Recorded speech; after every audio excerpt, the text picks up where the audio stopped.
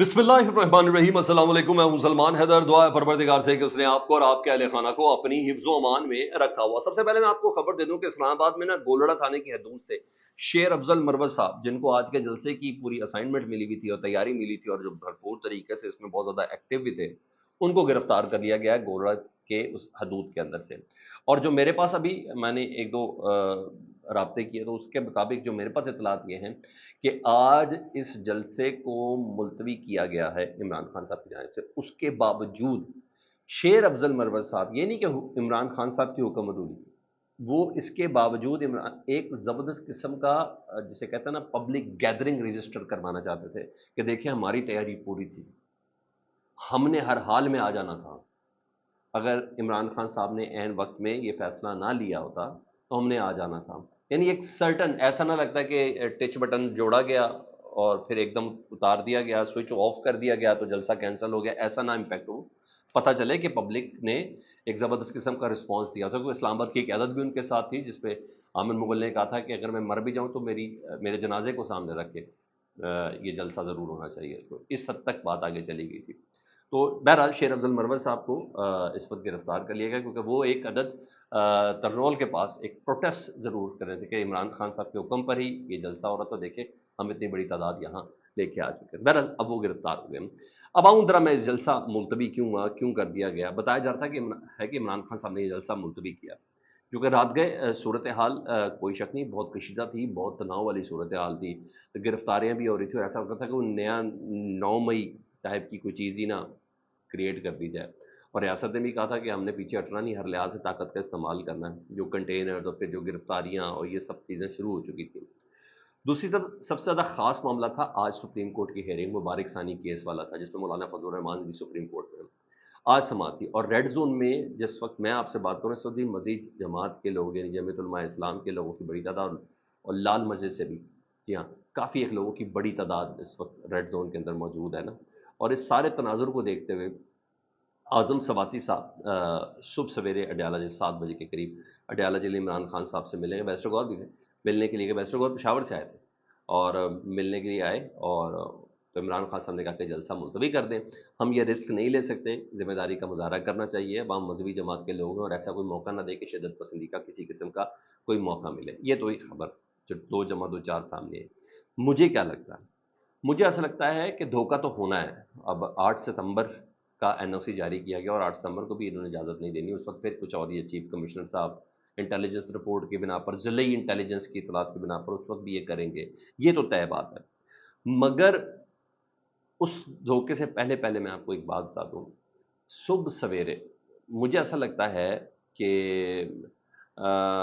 Backdoor राब्ते हुए अली अमीन गंडापुर साहब और हुकूमत से या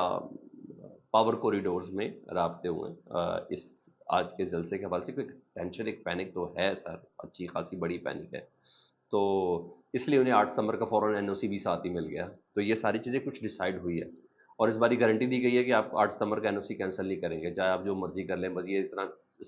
4 बजे आना है, 7 बजे चले जाना है, जलसे के अंदर नहीं बैठना। और ये इस बारी एनओसी में सिर्फ ये चीज़ें रखी गई हैं। तो 8 सितंबर को भी धोखा मिलेगा, क्योंकि मैं किस बिना पर कह रहा हूं कि उसके बगैर नहीं हो सकता ना। आप सिर्फ ये बताएं, सुबह सवेरे जेल का दरवाजा कैसे खुल सकता है, वो भी आजम सवाती साहब के लिए, ठीक है जी। और वहां पे बैठे हुए लोग इतने मेहरबान कैसे हो सकते हैं, मेरा मेरा ये सवाल है। और इस पर कोई शक नहीं, पाकिस्तान तहरीक इंसाफ के लोग वर्कर्स बहुत गुस्से में है कि जलसा क्यों मुलतवी किया गया। ये तीसरी दफ़ा हुआ एनओसी मिला और फिर एनओसी कैंसिल हो गया और फिर जलसा भी कैंसिल हो गया। और वैसे भी पाकिस्तान तहरीक इंसाफ को जलसे से शायद इतना फ़ायदा नहीं होता जितना जलसा कैंसिल होने से होता है। अब अगली तारीख 8 सितंबर तक ये जलसा ही डिस्कस होना है। जिस तरीके से हाइप बन गई, सड़कें बंद, मोटरवे बंद, रेड जोन बंद, कंटेनर लगा के, तो भाई मुबारक सानी केस तो बहुत थोड़ा से, तो मैं आपको बता रहा हूँ, ये तो बातें आपको मेन स्ट्रीम मीडिया में तो है ही नहीं। तो ये तो सारी पाकिस्तान तहरीक इंसाफ के हवाले से जो तैयारियां थी, जो कुछ था, वो तो इससे तो मजीद मजीद ये चीज़ है। और जिस वक्त मैं आपसे बात करूं तो उस वक्त मेरे पास ये भी खबर है कि शायद शेर अफजल मरवत साहब को समझा के रिहा भी कर दिया गया। اچھا بہرحال میں کہہ رہا ہوں اس جلسے کے ملتوی ہونے سے جس طریقے سے این او سی کینسل ہوتے ہیں، پاکستان تحریک انصاف کو مزید ہائپ ملتی ہے، اگلی تاریخ تک یہ ڈیز ہوگا، لیکن سائیڈ سٹوریز میں کوئی شک نہیں، کے پی کے اندر بہت مایوسی ہے، وہاں کے برکس کے اندر بہت مایوسی ہے، انہوں نے کہا رات گئے اس طرح کی گفتگو سے رات گئے معاملات طے کیے ہیں، وفاق کے ساتھ برکس کے جذبات کے ساتھ کھیلا گیا ہے، کے پی کے متعدد رہنما اس سے لائل بازاری عمران خان صاحب کا صبح کا فیصلہ، تو کیسے یہ ساری باتیں کی جا سکتی ہیں؟ تو جلسے کے لوازمات میں کافی پیسے خرچ ہو گئے، ٹرانسپورٹ میں لاکھوں روپے خرچ ہو گئے اور وہ ضائع ہو گئے، جلسے کا انعقاد کرنا اب ایک مذاق بن گیا، ہر بار کیسے لوگوں کو لایا جائے، یہ ساری چیزیں ہیں سر اس میں، ایکچوئل چیزیں یہی ہیں۔ اور ہاں، علی امین گنڈا پور صاحب کہتے ہیں کہ عمران خان سے ہدایت پار کا جلسہ میں نے منسوخ کیا ہے، ہم نے نہ عدالتوں اور اداروں کو اور اس حکومت کو ایک پیغام دینا چاہتا ہوں کہ عمران خان تصادم چاہنے والا لیڈر نہیں ہے، آپ لوگ اپنی اصلاح کریں۔ علی امین گنڈا پور صاحب نے اس موقع پہ یہ بات بولی ہے۔ تو بہرحال آج کا یہ جلسہ ہوا، ظاہری بات ہے کچھ ایسی اطلاعات ہوں گی کہ کچھ ہو، اور خیر وفاق کو بڑا ریلیف اور حکومت کو بڑا ریلیف، بڑا سکون کا سانس ملا ہے، وہ شاید ایکسپیکٹ نہیں کر رہے تھے کہ اس جلسے کے لیے بھی عمران خان تو خان صاحب کو پتہ ہے نا، یہ سارے پروفز ہیں نا سر، یہ پریسیڈنٹس اکٹھے ہو رہے ہیں عدالتوں کے سامنے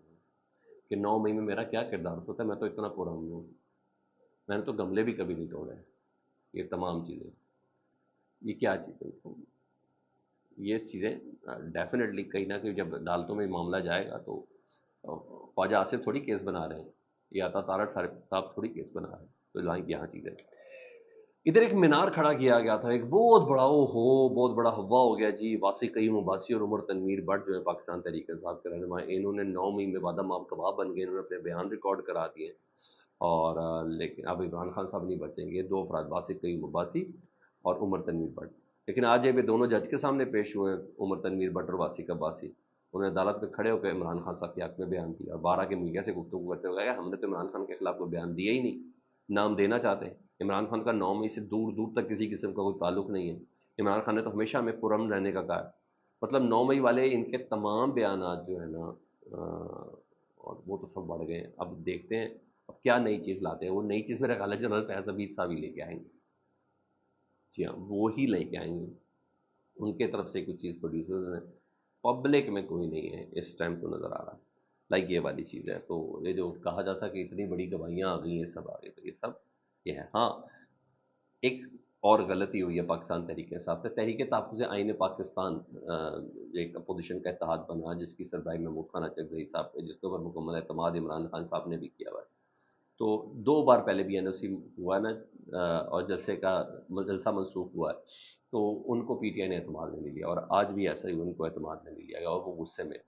تو آج محمود خان اچکزئی نے اتحادی اپوزیشن اتحادی جماعتوں کا اجلاس بلا لیا ہے، اور خاص بات یہ ہے کہ پی ٹی آئی کو اس پہ دعوت نہیں دی گئی،